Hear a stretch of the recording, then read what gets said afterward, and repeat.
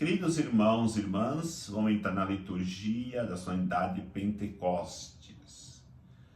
Se você não se inscreveu nesse canal, toca aí de se inscrever para receber notificações de novas publicações de homilias dominicais e solenidades. Os textos são apresentados para reflexão, como a leitura do Atos dos Apóstolos, capítulo 2, versículo de 1 a 11. O salmo responsorial é o salmo 103. Como segunda leitura da primeira carta de São Paulo aos Coríntios, capítulo de 3 a 7, depois de 12 a 13. O evangelho é o evangelho de São João, capítulo 20, versículo de 19 a 23.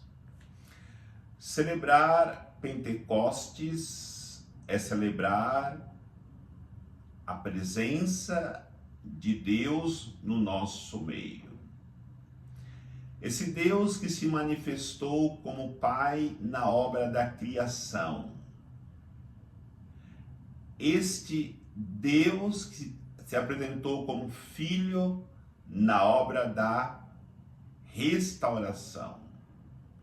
E esse Deus se apresenta agora como Espírito Santo na obra de manutenção.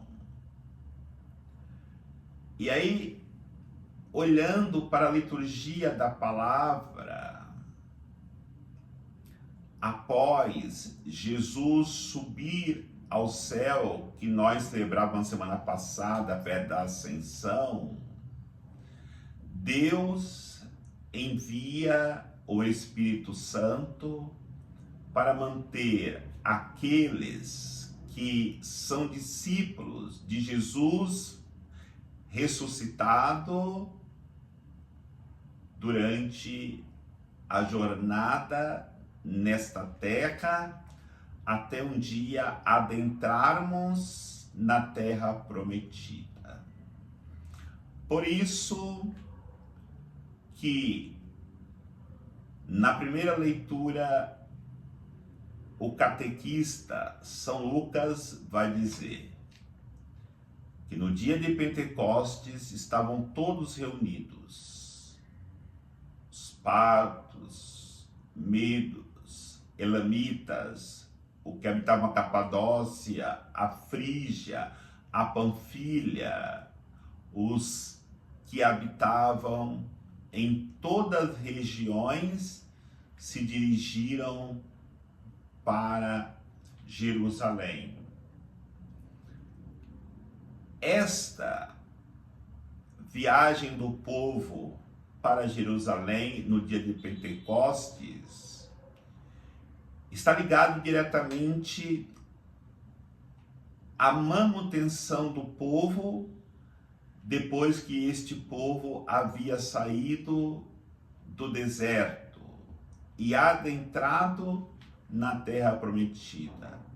Já que a festa de Pentecostes era a festa de gratidão do plantio e da colheita, onde Deus mantinha o povo, tornando fértil a terra e dando para o povo alimento e abundância. E aí, todos os anos, esse povo subia até Jerusalém para poder agradecer a Deus. E foi exatamente neste dia dessa festa já tradicional e extremamente religiosa para o povo judeu que Deus escolhe para enviar o Espírito Santo. A manutenção de Deus em relação à humanidade não é no seu chamado somente para aqueles que são os mais íntimos. Vai dizer que o Espírito Santo veio sobre todos e cada um falava na sua própria língua e todos se entendiam. Esta própria língua que o povo falava quando desceu sobre ele o Espírito Santo, sem dúvida alguma foi a linguagem do amor. E jamais nós poderíamos nos manter depois da subida de Jesus na sua ascensão, se não nos fosse enviado o Espírito Santo. E este Espírito Santo enviado sobre os corações fez com que aquela multidão pudesse se voltar para Deus e quererem, durante as suas vidas, se direcionarem pelo Espírito Santo em seus corações, em suas vidas. Por isso que São Lucas nos ensina, dizendo que naquele dia todos experimentaram a graça de Deus em seus corações. E no momento que nós experimentamos a graça de Deus em nossos corações, podemos nos manter neste mundo mesmo, em meio às tribulações, às perseguições, às dificuldades da vida, porque Deus quis que nós não ficássemos sozinhos. E Jesus já nos alertava que Ele não deixaria órfão, depois que Ele veio restaurar a humanidade, se Ele não permanecesse conosco, através do Espírito Santo, com toda certeza, nós iríamos nos perder no caminho que estamos caminhando rumo à terra prometida, o céu, que é o lugar da nossa eternidade. Mas esta manutenção passa também pela unidade. Precisamos viver a unidade. Não é possível caminharmos para a terra prometida se nós não entendermos o que São Paulo nos ensina na segunda leitura, quando ele faz uma comparação dos membros do corpo com a comunidade, a igreja. A intenção de São Paulo não é nos dar uma aula de anatomia, quando ele fala da importância do pé, da importância da mão, ou poderemos aqui dimensionar a importância de cada membro do nosso corpo. O que São Paulo quer nos catequizar é que todos os membros do corpo são importantes, que todos nós que somos membros da igreja somos importantes para esta igreja, porque a mão ou pé, cada um desses membros são de suma importância para o corpo. Os olhos e os ouvidos são de suma importância para o corpo. E aí nós temos que entender, nesta comparação que São Paulo faz, aquele que canta, aquele que prega, aquele que está à frente dos serviços que são mais honrados, esses não são mais do que aqueles que fazem os serviços mais simples na igreja, como lavar, como limpar, como fazer aqueles serviços que para o mundo seria até serviços humilhantes. No entanto, quando se fala de manutenção do Espírito Santo, esta fala está ligada diretamente à humildade, porque a falta de humildade revela a falta da presença do Espírito Santo na vida da pessoa. Então, entendamos como isto é muito importante. Se não temos o Espírito Santo, nós podemos, ao fazermos serviços mais simples, nos orgulharmos porque nos acharemos humildes. E por outro lado, quando nós fizermos os serviços mais honrados na igreja, como membros mais importantes, nós poderemos cair no mesmo pecado do orgulho.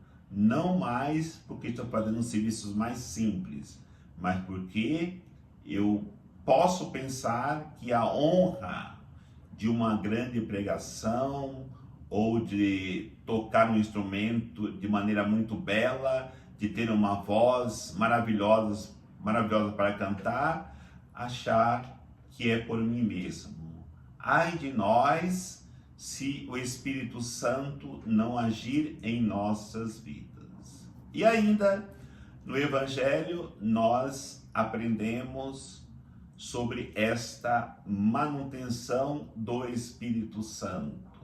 Quando Jesus entra naquela sala de Pentecostes, onde está os discípulos reunidos no primeiro dia da novena, e podemos dizer que a novena de Pentecostes foi a primeira novena feita pela igreja, porque ali estavam os discípulos, os apóstolos com Maria, se preparando para serem revestidos pela força do alto.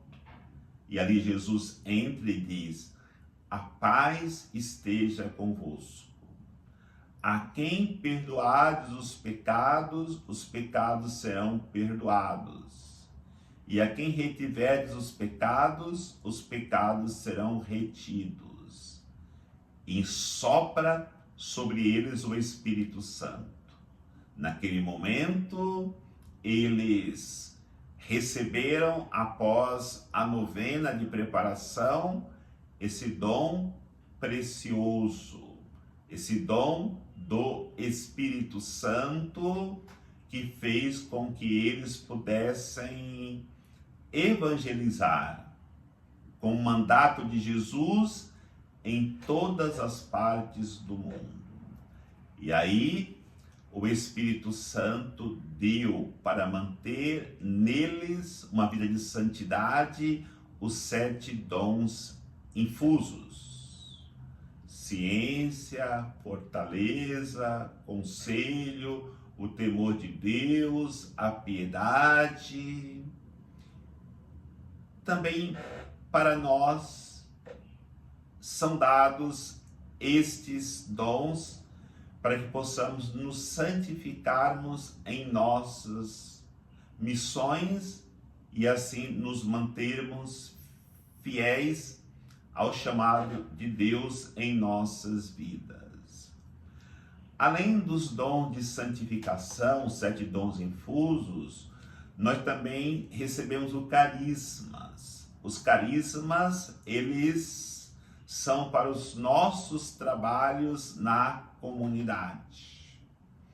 A profecia, a ciência, os dons da língua e todos os dons de serviços que nós recebemos para servirmos a comunidade e nos mantermos na vida cristã até a segunda vinda, até a parousia, que é a segunda volta de Jesus.